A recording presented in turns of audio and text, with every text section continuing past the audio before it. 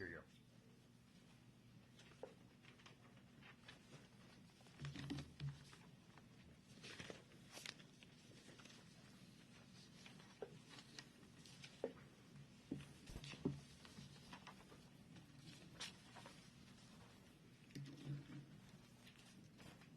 Good morning. My name is James Appa. I'm Communications Director for Public Health, Seattle and King County. Here today to give you an update on COVID-19 response in King County. Today you'll be hearing from King County Executive Dow Constantine, Patty Hayes, Director for Public Health, Seattle and King County, Dr. Jeff Duchin, Health Officer for Public Health, Seattle and King County, Dr. Kathy Lofi, Washington State Health Officer, Dr. Ettore Palazzo, Chief Medical and Quality Control Officer for EvergreenHealth. Also available for questions will be Dr. Com Clark, who's the Deputy Director of CDC's Division of Viral Diseases, and also Dr. Chris Balaga, Section Head of Infectious Diseases for Virginia Mason Medical Center. We will be handing out the media release associated with this during the conference. We will also have a detailed list for you of all the cases to date that we are going to be announcing. So those will be handed out shortly. But at this point, I'd like to turn it over to Executive Constantine. Thank you, James. I want to express my gratitude for the incredible work being done across King County to keep people safe and to provide the latest information to the public. And I'd also like to extend my condolences to the families of those who have lost their lives. These are our friends, our neighbors. The people of King County are united in their concern for those who are ill and for those who've lost a loved one. We have moved to a new stage in the fight to contain, mitigate, and manage this outbreak. On Sunday, yesterday, I signed a declaration, an emergency declaration, which enables me to take extraordinary measures, including waiving some procurement protocols and authorizing overtime for King County employees who can be deployed to the fight against coronavirus, among other powers. This morning, we are in final negotiations to purchase a motel in which we can place patients who are in need of isolation and a place to recover. We're going to be able to provide additional information on the location later. We have not yet completed the transaction, but my real estate people tell me that it is all but done, and we should have it available for patients by the end of this week. In addition, we're going to be setting up modular housing in several locations around the county, including Seattle. These are primarily units that formerly housed oil workers in the oil fields of Texas, and we purchased them to bring them here to Seattle and to rehab them in order to serve the homeless population. In fact, that's how we set up Eagle Village, which is a shelter complex specifically designed to serve Native Americans and Alaska Natives who are without a home, and it's in the Soto neighborhood of Seattle. 14 similar modular units are currently in storage at our facility on Harbor Island. And depending on the medical condition of the people there, it could house over 100 people. We have, in addition to that, newly manufactured modular units at a facility in Marysville. And those were in the permitting process to site those for the use for housing for those who are formerly homeless. We're going to be pressing those units into service as well and identifying sites where we can locate those for isolation, recovery, et cetera. Currently, we have identified multiple sites for these facilities, and we're confirming their feasibility quickly today. We expect more locations to come online shortly. We continue to plan for all contingencies across all King County departments, and we are working closely with our 39 cities to set up their local response. Leading this effort is King County Public Health. And for an update on the latest case count and actions, I want to turn it over first to Director Patty Hayes. Thank you so much, Dow. I'm grateful for your action in support of our community and for your continued extraordinary support of our response to the outbreak. First, I want to add my voice to Dow's to send our deepest condolences to the loved ones of those who have passed, and our heartfelt thoughts to those who are seriously ill. This is such a tragic and difficult time for these families, these communities. Our entire community has them in our hearts and wishes them strength as they bear this. Today, I'm wearing my pin that represents nursing and the work of healthcare workers in honor of all the folks that are out on the front line, in honor of Florence Nightingale. You know, we know that the vast majority of people who are going to be infected by this virus will not have serious illness. But those who do, our healthcare workers, will do and are doing everything to help manage patients in need. In turn, we need to do everything to help those healthcare workers. I'm asking the public to do things like saving masks for our healthcare workers. I know there's been an incredible run on the sale of masks.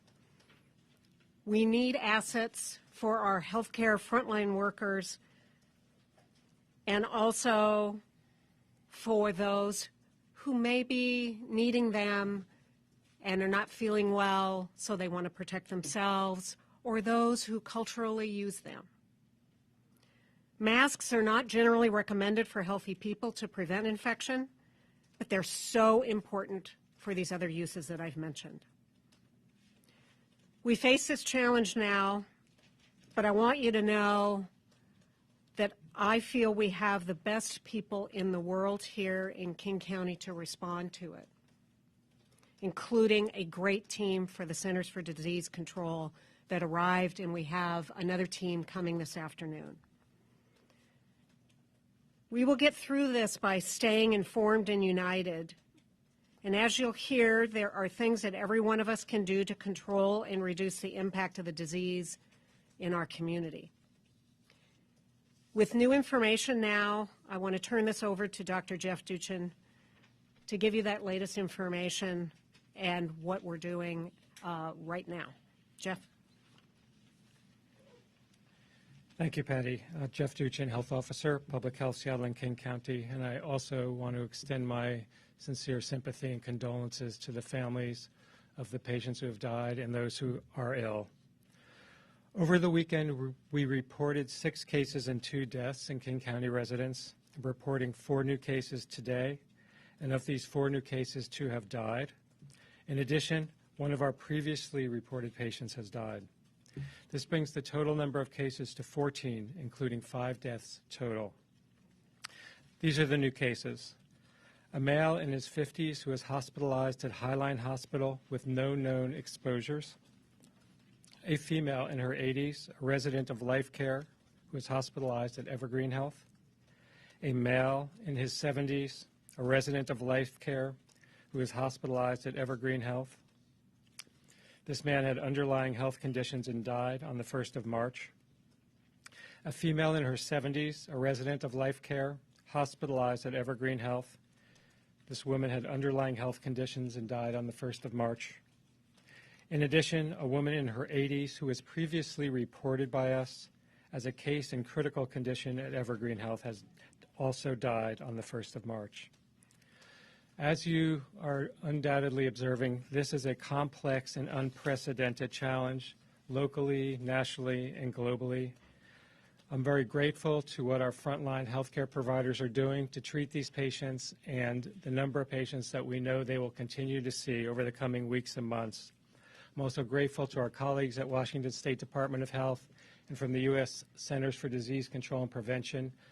A team arrived last night. We have now 17 CDC members here helping us with infection control, epidemiology, contact tracing, and understanding the impact of the early stages of this outbreak in our community so that we can plan for the days and weeks and months ahead. Now, it's very important for everyone to remember that the vast majority of people who are infected with COVID-19 have a mild or moderate disease and do not need hospitalizations. On the other hand, it's obvious from what we've just discussed that this infection can cause very serious disease in people, particularly people who are older and have underlying health conditions. We expect the number of cases will continue to increase in the coming days and weeks, and we're taking this situation extremely seriously. The risk for all of us of becoming infected will be increasing.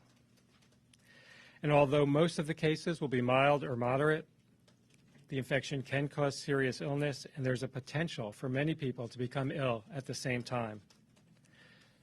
If this happens, it can be disruptive both to our lives as individuals, to our communities, and to our healthcare system. And we want individuals to know that there are things that they can do and steps that we can all take as a community to decrease our risk of becoming ill personally, and to decrease the number of people who become ill in our community and minimize the disruption that we will see from the numbers of ill people at the same time, and decrease the impact on our healthcare system to the greatest extent possible by reducing our individual risk. So we are making both individual and community level recommendations to limit the spread of this disease. And our community level recommendations are very similar to what we recommend for influenza. We'll talk a little bit more about that. So again, the most important steps that individuals can take to improve their health and decrease their risk of getting sick currently are basic hand hygiene. Wash your hands frequently.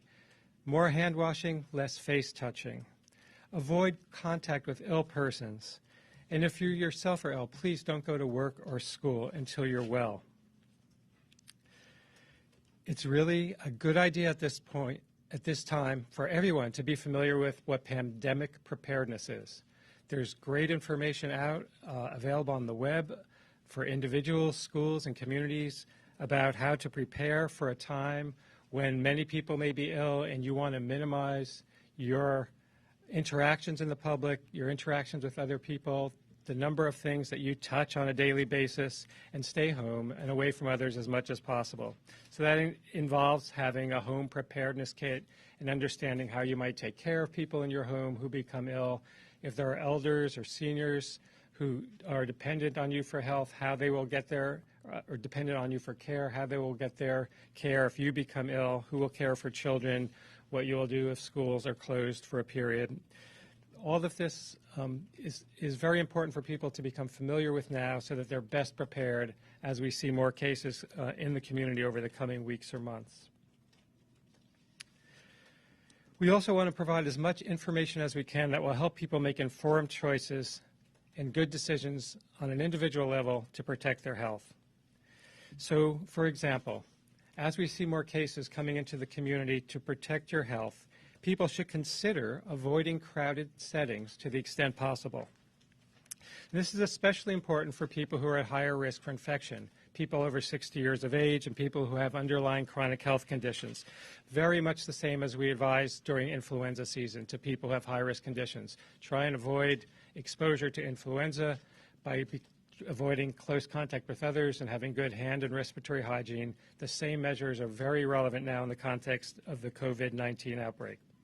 We're not recommending everyone avoid crowds and public settings at this time, but we want the information to be out there for those who can make good, informed choices about their own individual health and the risks and benefits to themselves. We understand people need to be out in the community. We all need to do things. There's value to social interaction, and based on the level of disease in our community now, we're not recommending widespread cancellations of gatherings or closures of schools. But we do want people to know that this infection is with us and it's going to be increasing, and there are things they can do to decrease their risk. And right now, if you're a susceptible person, someone who's got underlying health conditions or is older, you might want to take steps to avoid exposure to this virus that we haven't recommended for everyone at this point. We also want to remind people not to go to the emergency department unless they really need to be, unless they have an urgent health issue. Our emergency departments really need to take care of those who have critical illnesses and emergencies. And if you've got an illness like cough, fever, flu-like symptoms, it's better to contact your healthcare provider and get advice about how to manage your illness than go to an emergency room where there will be lots of ill people in the waiting room, long waits, and most likely you won't need to be there if you've got a run-of-the-mill flu-like illness. I also want to mention that we are not recommending school closures or cancellation of any activities at schools at this point. We have no confirmed COVID-19 cases in our school community, and if we do, we'll work directly with that community to provide guidance. Schools don't need to take any special precautions beyond what we've recommended for good hygiene, recommendations to keep ill students and staff out of school, and routine environmental cleaning, and we recommend they review those guidelines that are on our website, on the Department of Health's website, on the website of the Centers for Disease Control and Prevention. At this point, I want to thank Director Hayes again and our healthcare workers and first responders for we recognize the incredible work that you're all doing, that you're providing an essential service to all of us in our community. We very much appreciate that and the collaboration as we work together to meet this challenge that will be increasing over the coming days to weeks. Now I'd like to turn the podium over to Dr. Kathy Lofi, our State Health Officer. Well, thank you, Dr. Duchin, and good morning, everyone. My name is Dr. Kathy Lofi. I am the State Health Officer at the Washington State Department of Health, and I want to give you a little bit of an update on the statewide situation. But first of all, I also want to say that my heart goes out to all the families of the loved ones who we have lost to COVID-19. Unfortunately, we are now starting to find more COVID-19 cases in Washington. That appear to be acquired locally here in Washington. And we now know that the virus is actively spreading in some communities here in Washington. We currently have 18 COVID cases that have been identified here in Washington. King County has had 14 cases, including 5 deaths, and Snohomish County has had 4 cases. At this time, we have not detected COVID-19 cases outside of King and Snohomish counties, but given the movement of people around our state, it is possible the virus is spreading in other counties too. We've been working really hard to increase our testing capacity at the public health laboratories. Our state public health laboratory now has the capacity to test about 200 specimens a day, and we are keeping up with these requests. In addition, we have been really working hard with our commercial laboratory partners so that we can bring other clinical laboratories online to perform this test as well. And I'm happy to announce that the University of Washington is going to start testing for COVID-19 either today or tomorrow. And that will add tremendous capacity for testing here in our state. Additional testing will help us find more cases and allow us to better understand the risk of COVID-19 in communities throughout the state. And we are very committed to reporting all the information we have about positive tests in a timely fashion so that people can make good decisions about their health. So I just want to echo a few of the points that Dr. Duchin just made about steps we can all take to prevent illness. He mentioned wash your hands often.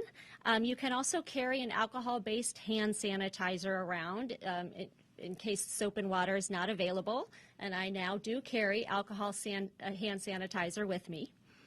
I also wanted to just talk a little bit about avoiding touching your eyes, nose, and mouth with hands that are not clean. This is really hard to do.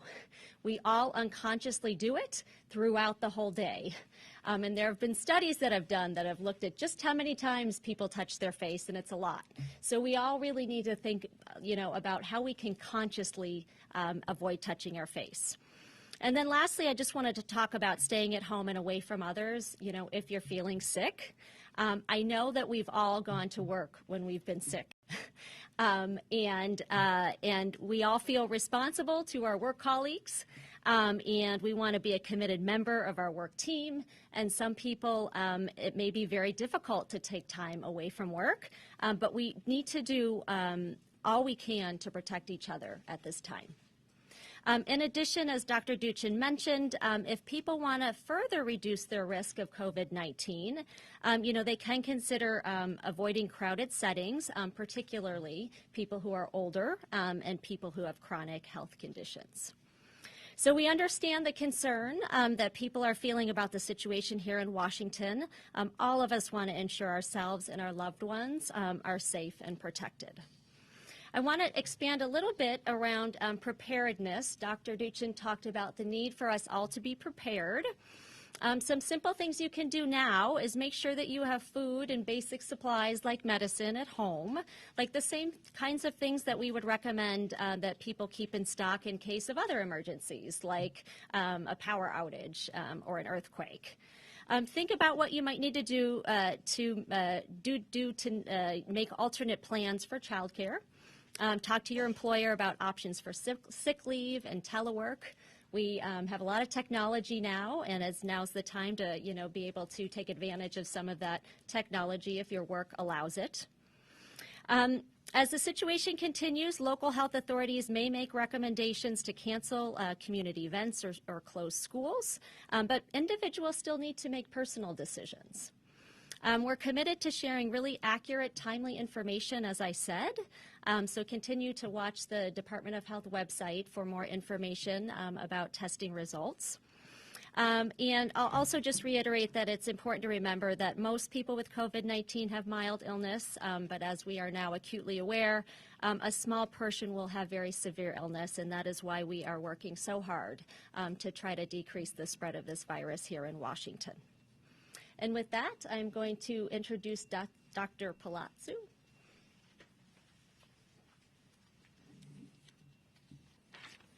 Thank you, Dr. Lofi. I'm Tori Palazzo, the Chief Medical and Quality Officer at EvergreenHealth in Kirkland. A lot has happened in the last 72 hours since we learned of our first positive case of COVID-19.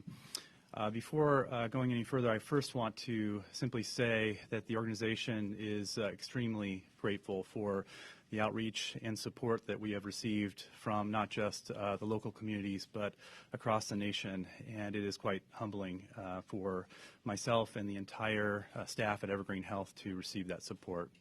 I also want to thank the Washington State Department of Health, our colleagues here at King County, Seattle Public Health for all the support, and of course the CDC as they help us and guide us on this journey.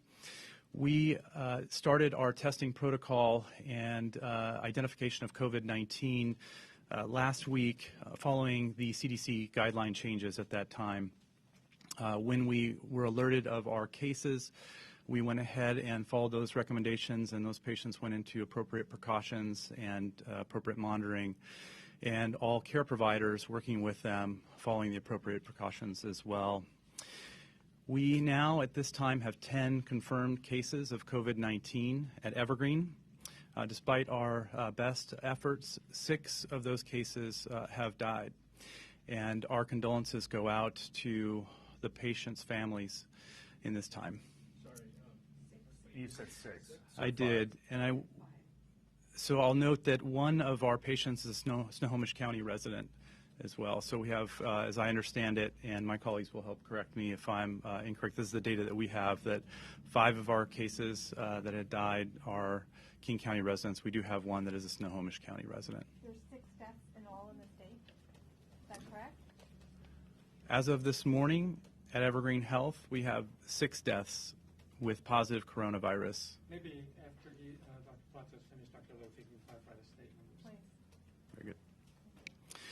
So at this time, along with our current confirmed cases, we have approximately 29 cases that are pending investigation total, and we are waiting for those results, and those patients are in appropriate precautions, and staff caring for those patients are following all the appropriate CDC precautions there. We have made adjustments at the organization to allow for airborne precautions. We are in a situation where we're able to convert our entire critical care unit over to a negative pressure scenario so we can keep those patients and staff caring for the patients safe, and we have those capabilities in other areas of the hospital as well. At this time, our staff are making adjustments to care for the patients, and that is going as well as can be expected at this time. Again, I want to thank the support of the community, thank all of the staff at EvergreenHealth for their work, and everyone that's working to get us through this time. I'll go ahead and hand over to... Let's have Kathy come back up and... Sure. Yes, so 6 should be the correct number. We were at the department aware of the 5 deaths from King County. We had not received the report about the Snohomish County patient just yet, so everything gets kind of reported up the chain. So, yep, apologize for that. And all those deaths have been at Evergreen? Is that correct? We have had 6 deaths at Evergreen.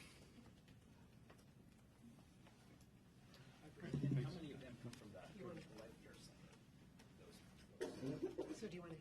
Yeah, I think at this point I'll go ahead and hand off to Dr. Duchin. He can continue. Yeah, thank you. I want to emphasize one point here, and you know, our colleagues at Evergreen have been very aggressive about testing seriously ill people with unexplained pneumonia, which is a new criteria for testing.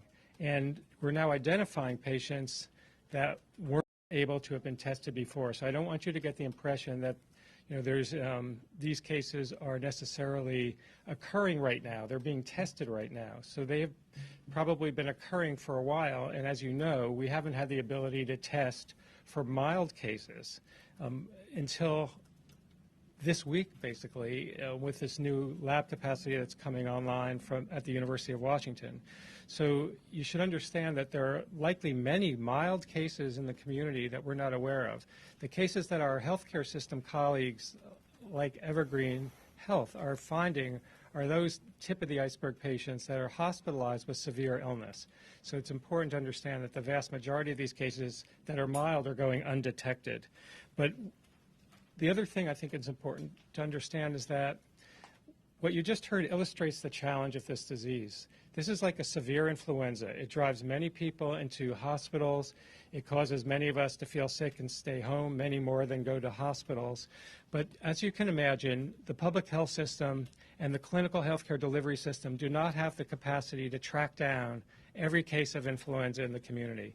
And we're going to be probably, my guess, seeing more cases of coronavirus than we see of influenza over the coming weeks to months. So at some point, we're going to be shifting our approach from counting every case to focusing on outbreaks, perhaps cases that occur in hospitals, and we won't be able to do the kind of individual case follow-up and case management that we're doing early on during this so-called containment phase of the epidemic. And we are still trying to contain to the greatest extent possible. But at the same time, we're pivoting towards a more community-based approach, very similar to what we use for influenza epidemics, where we give people and schools and businesses good advice on how to protect themselves, how to minimize illness in their students, staff, how to minimize risk at work. And we understand that people still need to carry on with their lives, just like we do during influenza season. So we give people good advice on how they can reduce their risk, how they can manage if they do get sick. But it will be very important for everyone to understand that we're going to see a lot of sick people. And we're going to have a tremendous challenge on our healthcare system. And we're not going to be continuing to try and focus on every case, and that case's contacts. We'll give people good advice on what to do when they're sick, how to prevent illness from spreading, but again, it's not going to be that individual case follow-up. Just I wanted you to understand that's where we're headed. Dow, did you want to make additional comments? No, I'm just going to ask some questions. So, Jeff, stay close. We're going to open it for questions. I just want to make note of a couple things. I wanted to thank Councilmember Reagan Dunn for being here in support today. I've received your strong messages of support and solidarity in our efforts, and I appreciate it. I also received a call from Senator Patty Murray this morning expressing her support, seeking information about how she can further help, and she is busy fighting to ensure that federal funding includes funding for local agencies and this local response, as well as that money directed by the federal government is able to go to hotspots around the country. She's very much in tune with this and very personally engaged, as she's from communities nearby here originally, and has family members across many of the areas affected. I'm going to ask if you have questions to direct them to the right person here, and then we're going to have some follow-up about the items I talked about, additional capacity for people to be isolated, et cetera. James? Before we go to questions, we're now going to hand out the release and the individual, with the list of the individual cases, so we can answer your questions around that. Dr. Duchin, is there a commonality here in terms of underlying conditions? I understand you have privacy. You now have a number of tests. Can you talk about the kinds of underlying conditions? Well, in general terms, I can. I mean, again, this is a very small number of people we're dealing with, 14, so it's hard to generalize, but I can say that, people who have chronic lung disease, chronic cardiac disease, diabetes, the same types of chronic conditions to a great extent that we worry about with influenza seem to be an increased risk for this disease. Now, again, this disease wasn't even known to us 2 months ago, so we're still learning a lot about specific risk factors for disease, spectrum of disease, how severe it really is, how many people get seriously ill, how many have mild illness. So it's apparent from what's been reported from China and from what we're seeing here locally that the patients who are having serious illness are those who are either very old with weakened immune systems due to age, or have underlying chronic diseases. But there's too few patients to say specifically whether one underlying condition is more of a risk factor than another at this point. Can you say whether we have capacity with our ICUs in the area to handle an influx of lots of very sick patients? Are we going to bring in more equipment, ventilators? Yes, so excellent question. This disease will pose a significant challenge to the healthcare delivery system across the country and across the world. And our healthcare delivery system is rather well coordinated. We have the Northwest Healthcare Response Network, which helps our system with resource allocation, sharing of resources, prioritization of resources during surge times. And we've done a significant amount of planning with them, so they are prepared to make available as many beds and intensive care beds as they can. They've been thinking forward about this since the outbreak occurred. So it's impossible for me to predict, what the peak of this outbreak will be. And everything we're doing now is trying to blunt that peak and push it down by giving people advice on how to protect themselves from becoming ill and not running into the hospital if they're not seriously ill, to preserve those limited resources for those who really need them. But I can tell you that even this early in the outbreak, our hospitals are feeling the strain. And I would refer you either to Dr. Palazzo, who may want to comment about Evergreen, or Dr. Balaga, who can talk about his experience at Virginia Mason, or you can reach out to the network, to hear some of what they're experiencing. Do we have capacity, though? We have capacity. The question, what we don't know is what the supply and demand is going to be ultimately. Dr. Duchin, you're saying that ages and information on the success? I'm sorry, I don't. What's the question? More information on the people who have died. Could you repeat that one more time? Okay. I have, James, the handout has information on it? The handout doesn't have information on it. Yes. Yeah. It's missing some dates of death. And I wanted to ask if the folks who have died, how many are linked exactly to the life? I have two. Mm-hmm. Yeah. So as you know, we have an outbreak at the long-term care facility, Life Care in Kirkland. And I just want to acknowledge the incredible work that organization and their frontline healthcare workers are doing to both keep those residents safe, but also keep their healthcare workers safe. We've had staff on the ground with them. We have our CDC colleagues working with them to make sure they've got the best infection control guidance and are taking all the recommendations that we can possibly provide to keep their staff and their patients healthy. And we really appreciate their dedication. They're working very hard and very long hours, and we know it's stressful for them. So Of the 14 cases that we're reporting, 8 have been linked to life care. And of the 5 deaths that we've reported, 4 have been linked to life care. And the other 2, do we know the sources or sources? There's one additional death that was unrelated to life care. Executive Constantine mentioned modular housing for homeless populations. Is there a stage 2 plan for if more individuals who are homeless become infected? What happens after those 100 or so? Yeah, clearly, we're very concerned about. Many of us can shelter in place. We can go home. We can even work remotely. That is not an option for people who are unhoused. The challenge is making sure that people who become infected aren't in shelter and causing infection to others, and that they have a safe place to be in isolation or quarantine or recovery. We are standing up capacity, which we believe will be sufficient in the short term, but we're going to continue to push to create capacity because, one, we want to make sure those who don't have housing have an appropriate place to be, and 2, we want to make sure that hospital capacity is not being taken for people who need only to be in isolation or to be in recovery. We need the hospital capacity for people who need treatment now.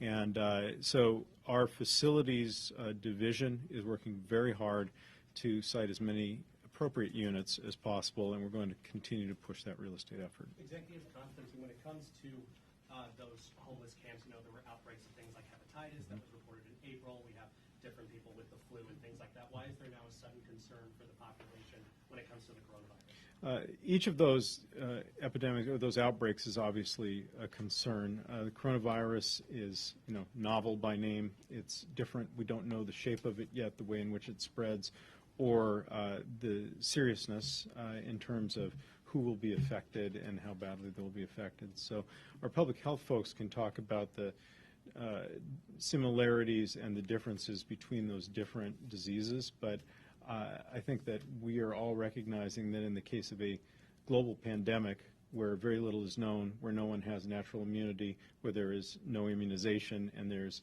no specific known treatment, we need to take it most seriously and to take extraordinary measures, including moving resources quickly from other areas in order to provide the ability to isolate people and give them the opportunity to recover without infecting others. Dr. Duchin, there's a question about testing. You had brought up testing a couple of times, sure, and how that changed with the CDC mandate. So, not mandate. They produce guidelines. So those guidelines, what changed in King County? I mean, are we talking about now, put it in layman's terms, are we talking about now that the numbers are going up because the testing is better? What happened prior to that change in CDC guidelines? So let me give you the history on the testing situation. When testing first became available, it was limited, and it still is limited to some degree. And because of that, we had to prioritize who we could test with our limited resources. So we were, the guidance was, and we followed, to test patients who had the most serious illnesses, the hospitalized patients, because we thought it was, and we still think, it's most important to identify patients who are critically ill and don't have another explanation, and those who have a risk factor for having novel coronavirus disease, so someone who had a link to a known case or travel to an area where an outbreak was occurring. But as more testing capacity becomes available, we can test more people who are, and that means people who are not critically ill. So people who might be in the community who aren't sick enough to require hospitalization. And as we begin to test, so we had this surge in patients recognized last week as we started to test, we found out that in fact, this virus has been in our community, obviously, and it's made people sick, and we are now recognizing that because we're looking for it.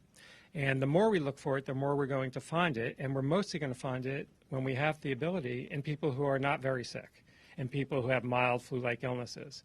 And so as the University of Washington and as commercial laboratories start making this test more widely available, we'll see it being used just the way we see influenza testing being used, that someone goes into the doctor with a cough or a cold, gets tested on the premises, doesn't need to be admitted to a hospital like you did initially for this COVID-19 disease, and can get a result.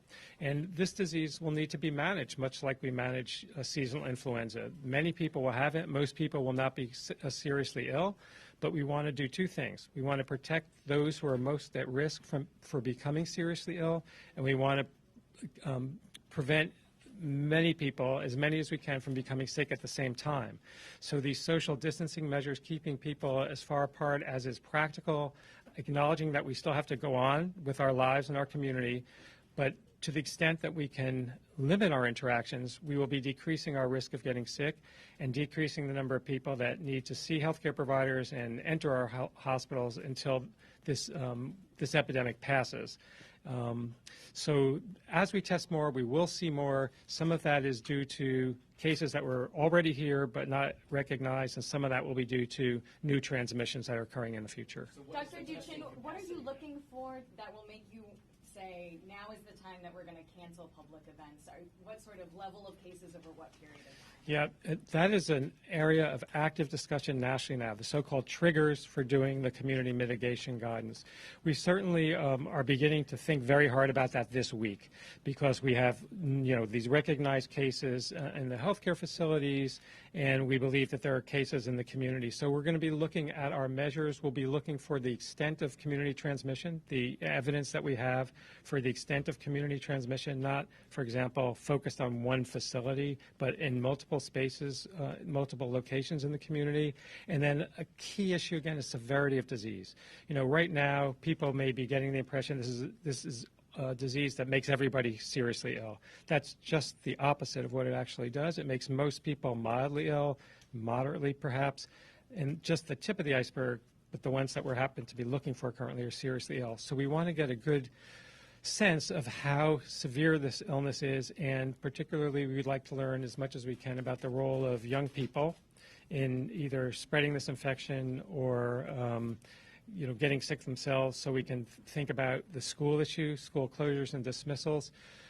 As you know, a lot of the community mitigation guidance is disruptive. I mean, we should be prepared for disruption in the community if we tell people not to go to work, not to go to school. And so we have to really carefully weigh the risks and benefits. There are so many unknowns in this outbreak right now. We don't know exactly when's the right time to implement it. We don't know exactly how long do we need to keep schools closed or tell people they can't go to work. The idea is to lessen the impact. We know we can't prevent the outbreak. So as we get more information from our colleagues in the healthcare system about the number of ill people coming in, the severity of illness, work with our CDC colleagues and some of our epidemic modelers about the appropriate timing, we'll be making decisions. And I think you can expect over the next 2 weeks probably to hear more from us about community mitigation measures and what we might think are the right time to do it. As I said, we can't expect people to go for months and months without school and without being able to go to work or telecommute necessarily. So we want to make sure that what we do is reasonable, that it's something that's acceptable to the public, that they feel like it's worth it to keep our community healthy, and that the timing and the duration are right. And all of this in the face of tremendous uncertainty, about the benefits of doing anything at a specific time or a specific duration. So we're going to be making judgments based on the values of our community and our leadership, and knowing that the benefit and the risks are all really not clear at this point. Okay, so we need to get Dr. Duchin and our responders back as soon as possible to their work. We'll take 3 more questions. So, can somebody speak to, there's a lot of parents out there that are pushing for school closures who are worried. Can someone say something to them? So we are indeed getting a lot of calls from both schools and from parents. The team upstairs has been individually working with superintendents. The schools, of course, out of an abundance of caution, have the right, the authority to close if they want to clean it. We've had a number of examples of that.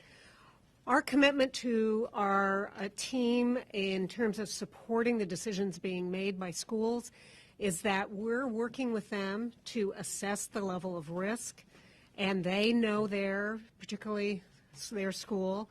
As you heard, we don't have an outbreak linked yet, and as Dr. Duchin said, when that occurs, of course, things will pivot, our message will pivot, we will deploy more attention to that school and those parents, et cetera. So we're setting up a call center today, and that number will be made available, and we really believe that that's an important link for that as we make sure that as superintendents have questions, as school teachers who have had students in areas, or as, say, a healthcare worker program from one of the local technical colleges has had students, that we're able to give them the best advice on when do they need to, if they had students in a facility, when do they need to do something.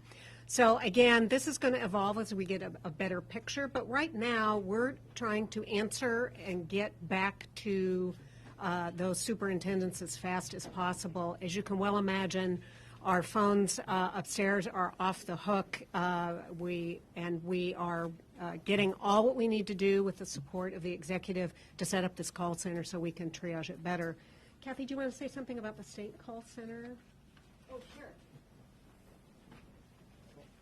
Yeah, so we also have a call center available at the state level, and I'm just grabbing the number for you.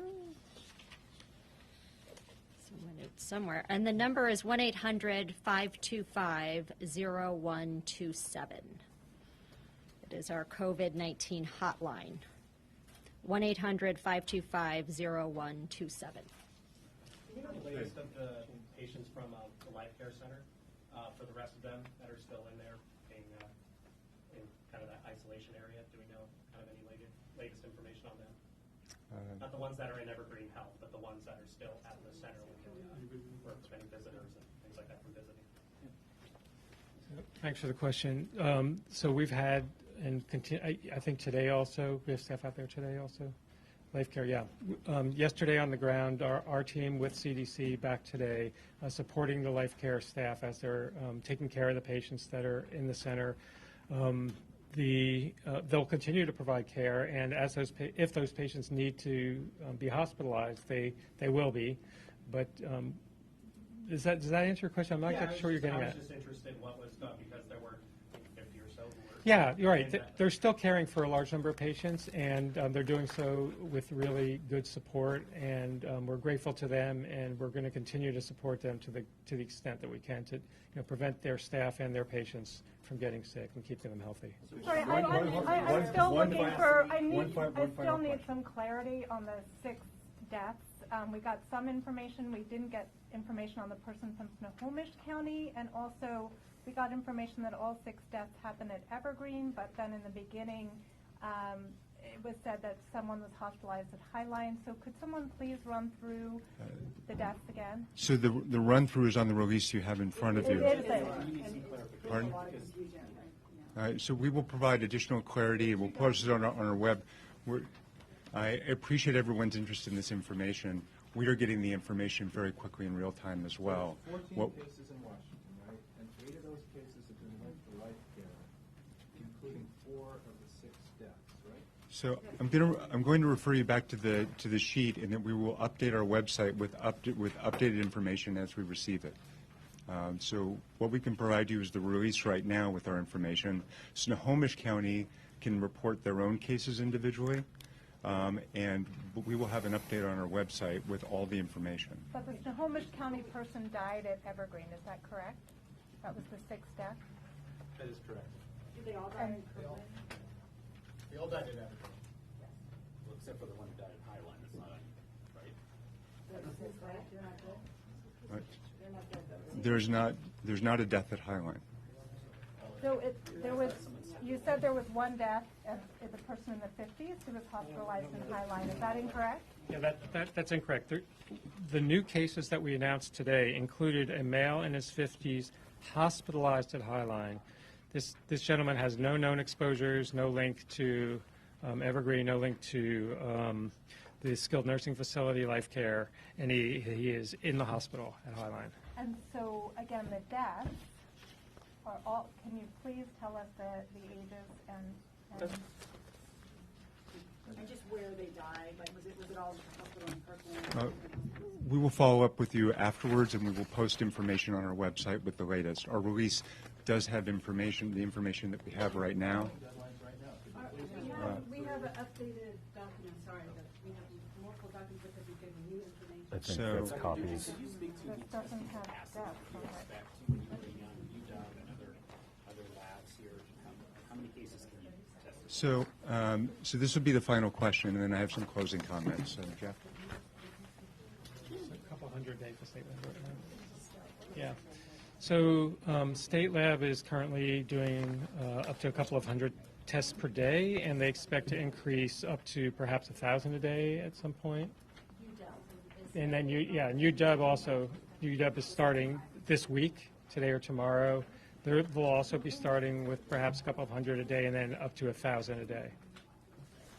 And really sorry, but where the state of Dr. Is it total 6 deaths in the state? Yes, the information, I think what people need to understand is we have 3 runs coming off. So our laboratory is doing runs to test for this virus 3 times a day. So at several time points during the day, we're getting new results. So as you can imagine, this information is really changing by the hour. I think one thing that we normally do during outbreak situations is we try to, come up with a time during the day that will sort of post, the latest information for that last 24-hour period, because it gets confusing when we just try to update things. And as you recognize today, things get reported from the hospital to their local health department, and then they get reported to the state health department. And it kind of takes some time for that to happen. So I apologize for the confusion. And I appreciate everyone's patience and understanding as we get this information in real time. We will work to get you updated information as it comes out as soon as possible, because we know your deadlines and demands and appreciate your work. So thank you. So just some closing comments.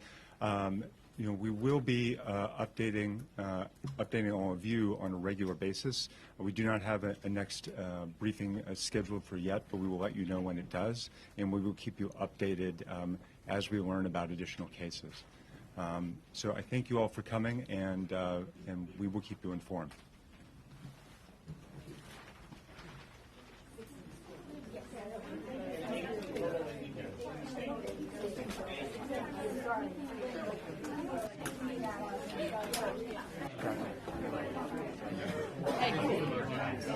Okay. Tate, we're just going to do it in the middle.